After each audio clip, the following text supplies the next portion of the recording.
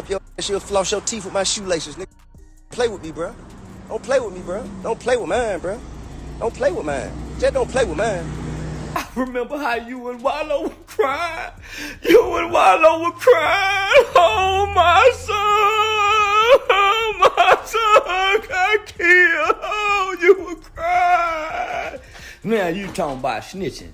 You goddamn right I'm a law-abiding citizen. Dang, I got family. I got willing to risk their lives and freedom to die by me and mine. You hear me? Why don't play with me, man? There's clout. And then there's the kind of clout that burns bridges you can't rebuild. This story isn't rapper versus ranter. It's a father versus a professional button pusher who thought a kid was fair game.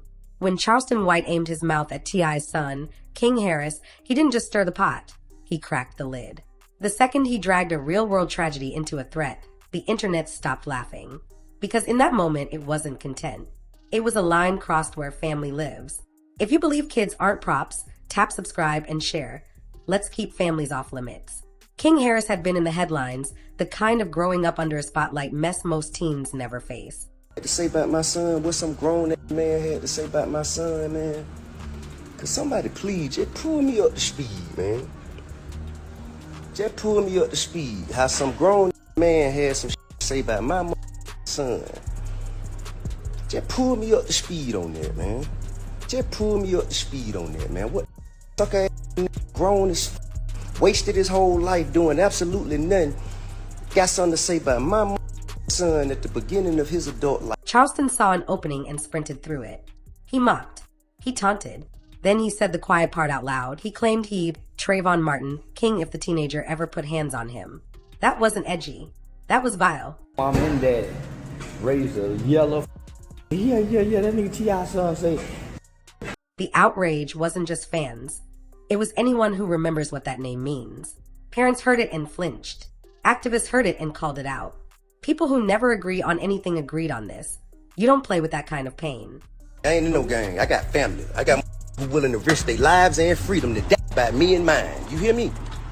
Why don't play with me, man? Don't play with my child. T.I. didn't dap it off. He answered like a father. Say whatever you want about me, he basically said, but keep my child out your mouth. And the temperature of the room changed, because when a dad steps in, the conversation stops being entertainment and starts being real life. I put my foot so far up your ass, you'll floss your teeth with my Don't play with me, bro. Don't play with me, bro. But that wasn't the whole story. Charleston went from trolling to paperwork.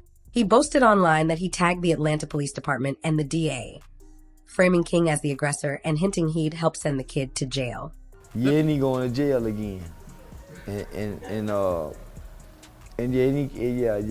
ain't grew up tough like his daddy. It was the playbook in plain sight. Provoke a reaction, screenshot the response, then wrap it in I'm a law-abiding citizen and farm the clicks.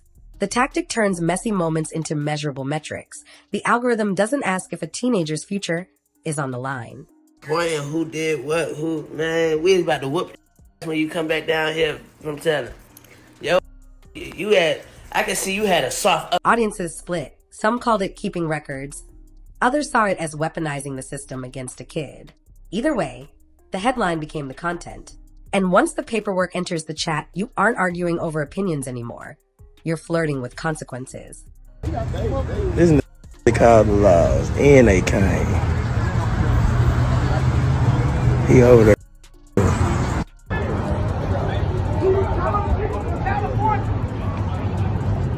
And what happened next would make it look even more like a circus. When the smoke didn't fade, Charleston tried another angle, a celebrity fight. Not just any fight. He pitched a big-name referee and even cracked an eye patch joke to make it fair. Everybody know, homie. That man say he a 7-time convicted felon in one song. 7 convicted felons. I would have said 7. Viral bait. A spectacle to convert moral outrage into pay-per-view curiosity. But to a father who just watched a grown man target his kid, it wasn't entertaining. Don't play with mine. I ain't finna say no name. I don't play police game. If I go to jail, it's gonna be for something. It's gonna be for something. I don't play no police game, man. I don't play no police game. It was insulting. The audience clocked the mismatch instantly. One man saw promos and posters. The other saw a line around his family. He refuses to let anyone cross. You don't settle a threat to your child with a purse split and ring walks. That's not closure. That's content. And it told everyone where Charleston's compass was pointing. T.I. and Charleston White are back in the news. It seems like they're setting up a boxing match between each other. Guess T.I. didn't like what Charleston White had to say about his son, King. The timeline shifted, but he kept pushing. A year later, life handed the internet a new moment. T.I. and King got into a heated back and forth in a Falcon suite. Families fight. There's did it on camera. The clip had everything viral posts love: volume, faces, and instant commentary. Charleston pounced again, clowning King like it proved a point. Man who ain't got going on, ain't got no real talent, can't do nothing but kick up dust and wait on that fall down so they get dirty and some clout get to them. I know that's how niggas get paid. The rhythm was familiar. Wait for a vulnerable frame, then slap a caption on top and call it truth. But you can edit a moment into a meme without understanding a family. The more he jabbed, the more people notice the timing. He doesn't just argue. He circles, then strikes when the window is weakest. It keeps him trending, sure. It also raises a different question. Are you helping the youth or hunting for an angle? You know what I'm saying? Kind of woo-saw yourself outside of the public opinion. Then I think, because I tell you what, I have the greatest, most extensive family photo album. I can document and I could go back to when King was Eris's age. I can go back to when Major was my granddaughter's age. Meanwhile, offline, the headlines got heavier. Away from the mic, real-world consequences piled up. Reports of animal cruelty and aggravated assault charges surfaced in late 2023. More arrest headlines followed in 2024, then another in early 2025 before he popped up days later claiming the latest charges were dropped. Allegations aren't verdicts, but the smoke kept finding new rooms. That's the part clout never tells you. Attention and credibility don't spend the same. Bookings notice first. Comedy clubs and promoters live on will the crowd feel safe? If the answer shifts from yes to maybe, the deposit doesn't hit. Even a rumor forces a venue to add security, increase insurance, and pray the night stays calm. If you goddamn keep that shit up, they're going to prison. Ain't no way around it. Ain't nothing I'm gonna be able to do about it. Can't nobody stop it but him. You know what I mean? I've already had that conversation. I've already made my peace with it. Because I know that energy. I was that energy. I know exactly how it's gonna turn out. That's money. That's margin.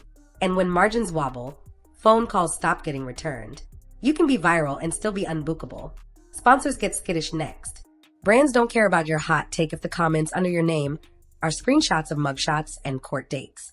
Legal smoke turns you radioactive in a sales deck. No CMO wants to explain to their board why the new campaign is trending for all the wrong reasons. The fastest way to kill a partnership is to make the legal department nervous. One flag headline, and the budget moves across the spreadsheet to someone safer. Then there's the algorithm tax. Platforms don't announce it, but creators feel it. The shadowy dip after controversy weeks. Fewer recommendations. Stricter ad eligibility. Age gates. Manual reviews. Suddenly, the same video you'd have monetized in an hour sits in limited. CPMs shrink. Live views flatten. The audience blames the algorithm, but the algorithm is just doing what brands demand. Avoid risk. Even hardcore supporters tire out. At first, chaos is entertainment. By month 6, it's exhausting. Fans signed up for fiery commentary, not a docket. People come to laugh or learn. They don't want to be co-defendants in your stress. The timeline loves a comeback until it costs them. Once followers feel like cleanup crew, they slip out the side door and find a new ringmaster. And the offline bleed-through changes the on-camera energy. You can hear it in the cadence. Less playful, more defensive. More rants about haters, fewer jokes that actually land. Clips get longer but say less. Lives turn into filibusters. The crap stops feeling like crap and starts feeling like strain. That's when the character you built begins wearing you instead of you wearing it. And audiences smell fatigue faster than they smell fear. Here's the quiet truth. Chaos eats calendars. Court dates are content killers. Lawyers love meetings right when you need to post. Travel plans shift. Collaborators back out. The pipeline thins. Even if every allegation vanished tomorrow, The opportunity cost already cashed the check. When your offline mess gets louder than your online monologues, the brand you built starts living on borrowed time. So why does King, specifically, keep landing in his crosshairs? Listen to Charleston's own recounting of his youth, and you hear the fracture lines: violence, years in custody, the constant hum of survival. He later reframed himself as a hard truth mentor, but the public pattern points to something more complicated: a fixation on young, visible men with safety nets. King has family, resources, and the room to stumble without losing the entire map. To someone raised in chaos, that looks like a luxury, and luxury can ferment into resentment. This isn't armchair psychology, it's an observable loop. When King stumbles, Charleston calls it proof. When King straightens up, Charleston turns up the volume. Either way, the attention funnels back to Charleston's page. That's not guidance. That's dependency on someone else's turbulence. If you thought a ring would settle it, you missed the point. T.I. made his money talking slick over beats, but this version of him is familiar to anyone who's ever guarded a household. He didn't hide behind celebrity, lawyers, or coded industry talk. He drew a line, not the kids, and stood on it. That's not PR. That's Parenthood. And the culture still respects a bright red boundary even when it debates everything else. People can disagree with T.I. about almost anything: lyrics, business moves, even parenting choices. But there's a shared rule across neighborhoods, locker rooms, and dinner tables: don't turn somebody's child into your prop. When a grown man weaponizes a teenager's name for clicks, the audience's moral compass stops spinning. It points due north. You defend your own. That resonance is why his stance traveled beyond fan bases. It wasn't about music tribalism. It was about a principle older than rap. There's also a tone shift you only hear from real parents. It's not the bark of internet tough talk. It's the calm that shows up right before someone locks a door and says, try it. That's why the celebrity boxing bait fell flat. You can sell tickets to a spectacle. You can't monetize a father's instinct and expect him to play along. When someone threatens your house, there's no purse split, no press tour, and no scoreboard. There's only prevention. This is where celebrity and real life part ways. Apology culture lives online. Accountability culture lives at home. The internet wants a clean arc: inciting incident, viral clip, fight poster, handshake, sequel. Family doesn't move like that. Families have memory. They remember what you said about their kid, how you said it, and what it cost to clean it up. The internet forgives on Thursdays. Parents don't forgive on a schedule. And the father-son dynamic under cameras is its own storm. King is growing up with a spotlight that turns teenage moments into public referendums. That creates friction. Sometimes it gets loud. But the presence of cameras doesn't erase the presence of love. If anything, it demands a sturdier kind of love. The kind that argues in private, defends in public, and learns in real time. T.I.'s stance wasn't "my kid is perfect." It was "my kid is mine." That's a different sentence. There's also the safety piece people gloss over. Words can escalate situations.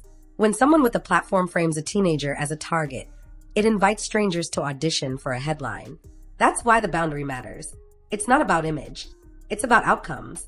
Keeping your child's name out of volatile narratives isn't being sensitive, it's being strategic. The safest fight is the one that never starts. Finally, the community read. In hip-hop, we argue fiercely, but we also protect fiercely. The same crowd that debates top 5 lists will close ranks when a line gets crossed with the youth. That's what happened here. It wasn't a stand war. It was a collective nah. Because if clout can trample a kid today, it'll trample yours tomorrow. The boundary T.I. drew wasn't just personal, it was civic. A reminder that fame is loud, but fatherhood is law. So where does that leave the story? In the end, this wasn't a rap beef. It was a referendum on boundaries. Charleston kept trying to transform pain into programming, boxing challenges, called the cops boasts, a carousel of shock that only spins if we keep feeding it. T.I. answered like a father who understands that cameras don't care how the scene ends. One side is powered by attention. The other is anchored by responsibility. That contrast is the whole story. The question isn't who won the week. It's what kind of ecosystem we're building when threats toward a teenager become a trending topic. Lines matter. Audiences have power. And if the timeline really wants less chaos, the fastest way to starve it is to stop treating harm like a highlight reel. When the noise fades, what you remember isn't the clip, it's the principle. Some subjects aren't for sale, and family isn't content. Who do you think's gonna be the next person in the limelight? Don't forget to like, share, and subscribe to get the latest celebrity news and updates. I'll see y'all on the next one.